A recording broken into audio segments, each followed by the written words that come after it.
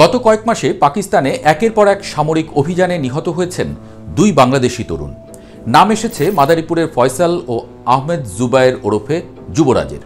উভয়ের মৃত্যু হয়েছে পাকিস্তানের উত্তর ওয়াজিরিস্তান এবং করাচির মতো এলাকায় তেহরিকি তালেবান পাকিস্তান অর্থাৎ টিটিপি নামের সশস্ত্র সংগঠনের হয়ে লড়াই করতে গিয়ে।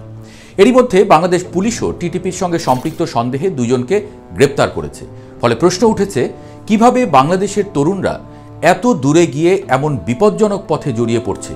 পাকিস্তানেই বা কি পাচ্ছে তারা যে বেহেশতের স্বপ্নে টেনে নিয়ে যাচ্ছে তাদের?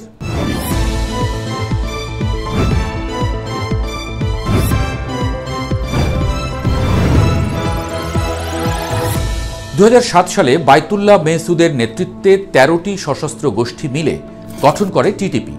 সংগঠনটির লক্ষ্য ছিল পাকিস্তানে কঠোর ইসলামী শাসন কায়েম করা। শুরু থেকেই তারা মসজিদ, স্কুল, সেনা শিবির এমনকি সাধারণ নাগরিকদের ওপরেও হামলা চালিয়ে এসেছে।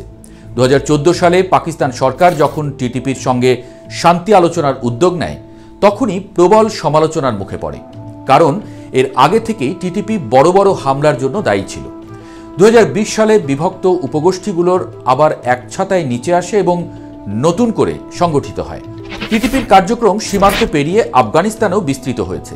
গবেষকরা বলছেন, এই সংগঠনের সঙ্গে আল কায়দার যোগসূত্র আছে, আর সেই সূত্রেই বাংলাদেশেও তাদের চিন্তা ছড়াচ্ছে ধীরে ধীরে। পুলিশের তদন্তে উঠে এসেছে চমকপ্রদ তথ্য। বাংলাদেশে আটক হওয়া দুজন তরুণের মধ্যে একজন প্রাথমিক জিজ্ঞাসাবাদে স্বীকার করেছেন তারা গত বছর অক্টোবর মাসে ঢাকা থেকে সৌদি আরবের উদ্দেশ্যে বের হন ওমরা করার কথা বললেও প্রকৃতপক্ষে গন্তব্য ছিল পাকিস্তান। সৌদি আরব থেকে সরাসরি পাকিস্তানে গিয়ে তারা উত্তর ওয়াজিরিস্তানে প্রবেশ করেন। সেখানেই জঙ্গি প্রশিক্ষণ এবং পরবর্তীতে টিটিপির হয়ে লড়াই। পুলিশ মনে করছে এই প্রক্রিয়া নতুন নয়, আগে থেকেই একটি নেটওয়ার্ক বাংলাদেশে সক্রিয় ছিল। তারা তরুণদের ধর্মীয় উগ্রবাদী আদর্শে দীক্ষিত করে মধ্যপ্রাচ্য হয়ে পাকিস্তান বা আফগানিস্তানে পাঠিয়ে দিচ্ছে। মামলার এজাহারে উঠে এসেছে ইঞ্জিনিয়ার ইমরান হায়দার নামে এক বাংলাদেশির নাম, যিনি টিটিপির হয়ে দেশে জনবল সংগ্রহ ও উদ্বুদ্ধ করার কাজ করছেন বলে অভিযোগ আছে। মানবাধিকার কর্মী নূর খান লিটন মনে করেন, পাকিস্তান ও আফগানিস্তান ভিত্তিক সংগঠনগুলোর সঙ্গে বাংলাদেশি তরুণদের সম্পৃক্ততা অনেক পুরনো।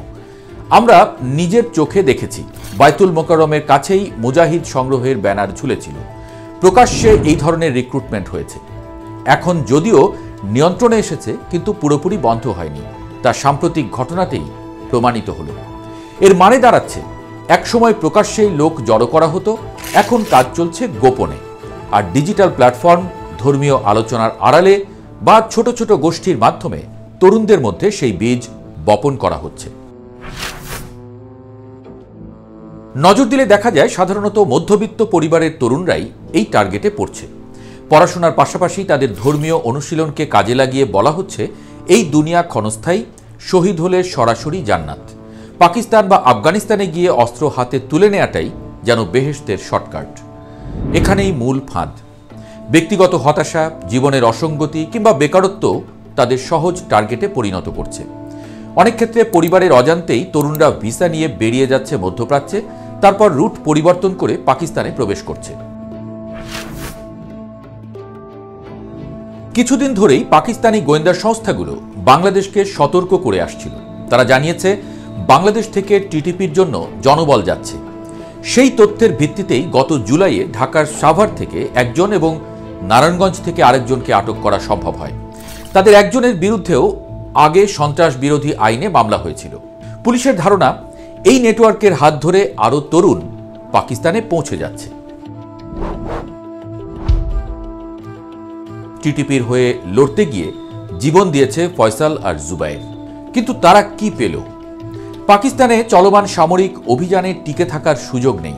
সশস্ত্র সংঘর্ষে প্রাণ হারানো তরুণরা হয়তো শেষ মুহূর্ত পর্যন্ত ভেবেছে তারা বেহেশতে যাচ্ছে, অথচ বাস্তবতা হলো তাদের লাশ পড়ছে বিদেশের মাটিতে, যেখানে নেই কোনো আপনজন, নেই মাতৃভূমির পরিচয়। বাংলাদেশের নিরাপত্তা বিশ্লেষকরা বলছেন, এই প্রবণতা রুখতে হলে সামাজিক সচেতনতা জরুরি। পরিবার বা শিক্ষা প্রতিষ্ঠানকে আরও সজাগ হতে হবে।